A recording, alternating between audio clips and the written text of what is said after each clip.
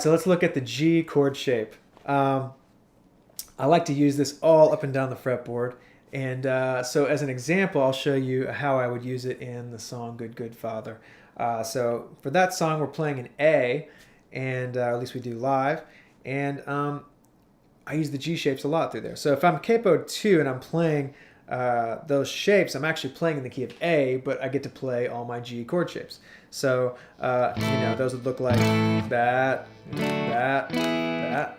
And in this song, you get to play an A minor. So the way I would use that is by sliding it up and down the fretboard. So with the capo on, I get to play a couple of open strings, which is nice. I don't have to like do too much work here. I can do like an open G and then like an open B string and then maybe like fretting the high E string here. So that's like, and then I can add in my finger here.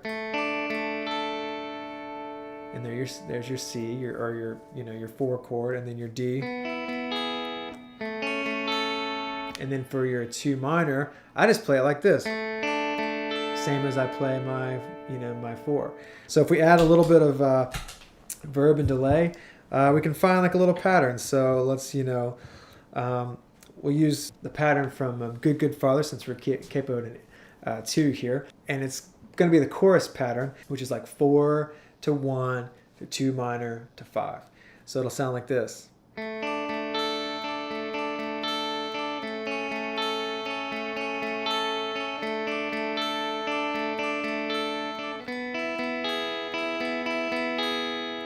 So you get to play the whole progression, and you're just playing, 3 strings because of your capo. And you get to play in the key of A, but you get to play in the key of G. So what I do is I take that same idea, and I slide it all the way up here, because this is an octave. So pretend this is my capo here, and I'm playing this shape. This is my G, So I'm using the same chord shapes, and this works in every key. It doesn't have to be the key of A. You can do it in B, slide up to here, play capo 4, play in B. You can use it in any key, and you don't even have to have a capo on. You can just slide up there, pretend your finger is a capo, and suddenly you've got the same chord progression. So let's try that same chorus chord progression with this G shape.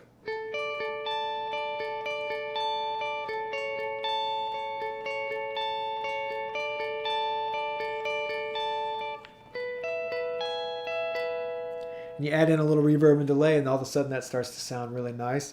And you didn't have to memorize this gigantic, mysterious fretboard. You just go, oh yeah, this is an octave, and that's my G shape, and I can just kind of hang around in this little, this kind of like little shape here, and then I know where I am. It doesn't look like a mystery to me. I know exactly once I get my fingers in that little 3-4 fret space, I know where to go. So that's the G shape that I like to use.